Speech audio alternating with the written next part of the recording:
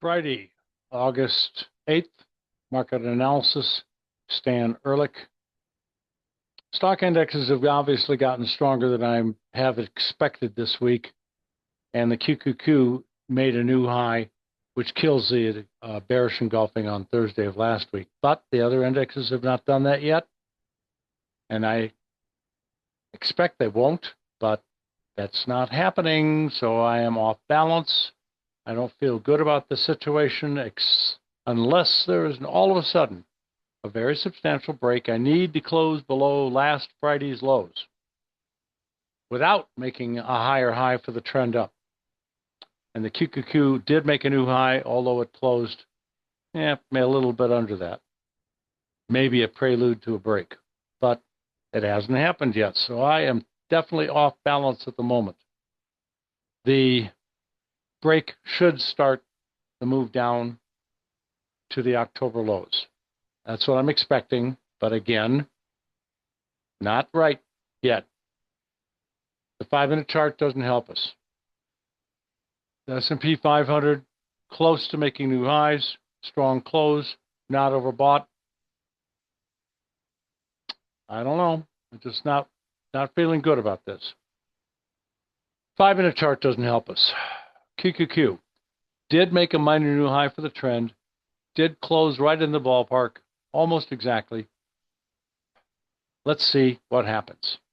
Obviously, I'm not happy today, to say the least, because I thought we were going to start to head south well before today, like Monday or Tuesday. I can afford to get a bounce, a rally, but I didn't expect it to challenge the tops of last week, and that's what we're in the process of doing. 5-minute chart doesn't help me a damn bit.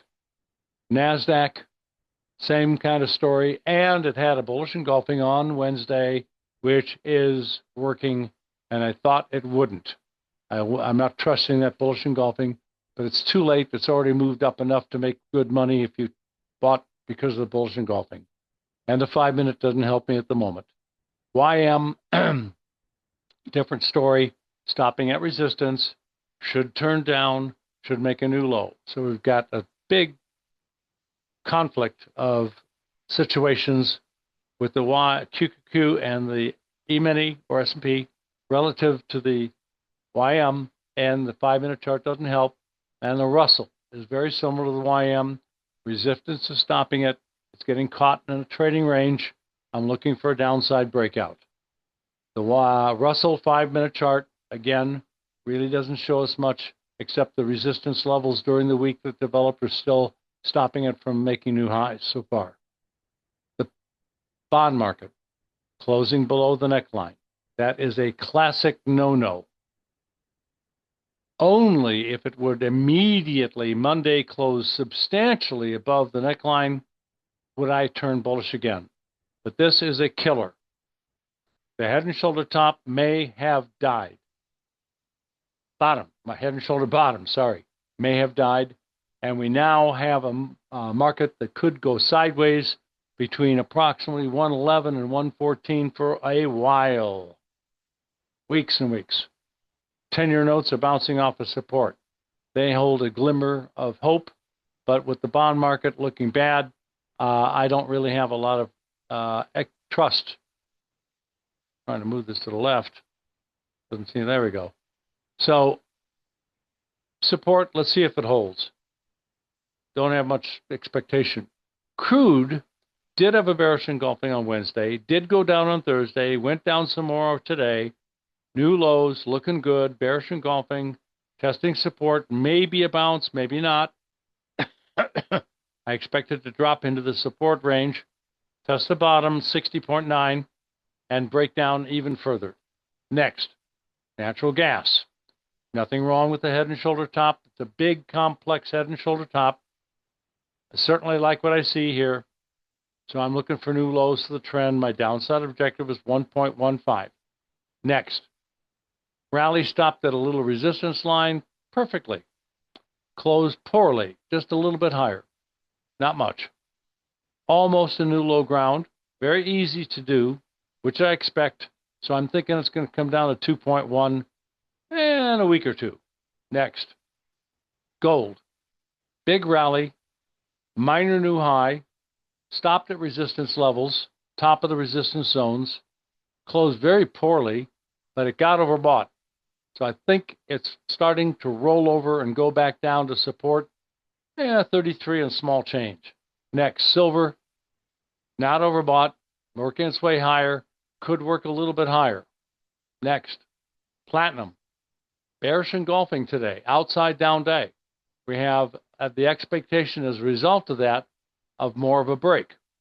So I think it's going to challenge these lows recently and come down to support at 1252-ish. Next, this is still suffering greatly from the gigantic break that we had on July 30th, the biggest down day I've ever experienced in my 53 years in this industry. So a rally back up to resistance for the second time stopped, although it did close close to it.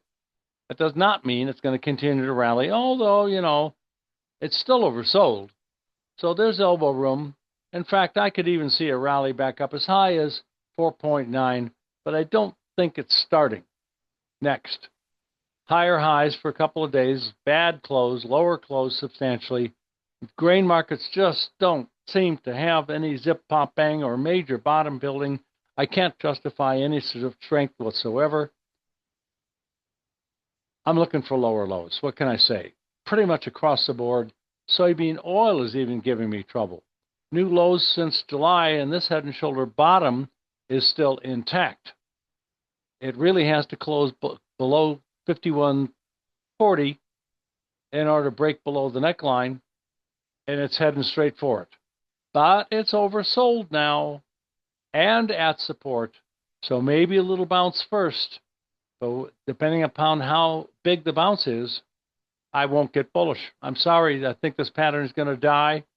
We had a bearish engulfing on Tuesday. It's working just fine. Next, we have a little rally coming in soybean meal. Resistance at 282. I don't think it's going to go far. If it gets above 282 on a close, well, maybe we'll get up to 298. But that's huge resistance. The trend is obviously down. It's turned around only because of it being oversold for a couple of days. Not much enthusiasm to the upside, frankly. Next, corn. A couple of days ago, oversold, new lows, so a bit of a bounce. I'm expecting new lows fairly soon, and they don't look for much more of a rally, frankly. Although there is a gap to close. So that's a possibility for 17. Wheat. Oversold, bouncing, feeble, maybe up to 534. That's the most I can justify. Looking for new lows soon. Shell. I don't think support's going to hold. I think it's going to break support and drop off below 71.25.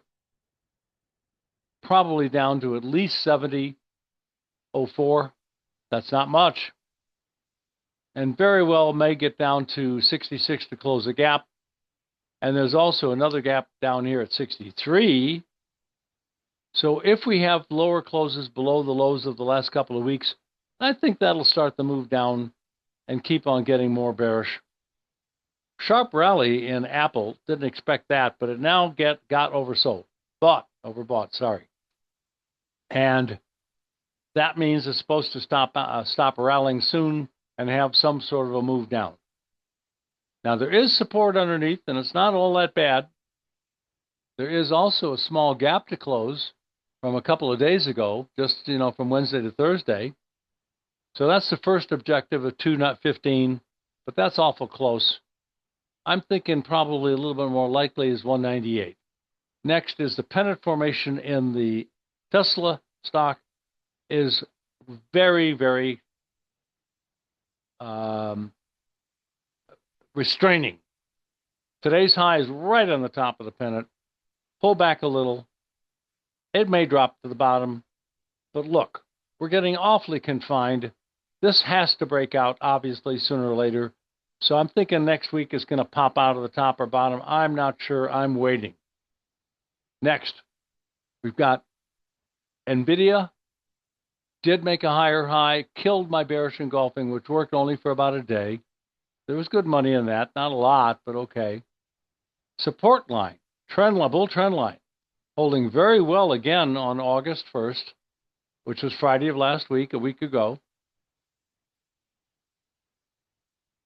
I can't come up with anything bearish. We're not overbought. We've made a new high for the trend. The closes are still climbing slowly. I think we're going to make new highs again. But if we close below the trend line, that could be the beginning of a much larger break. And we're back to the E-mini. You guys have a great weekend and profitable trading to you.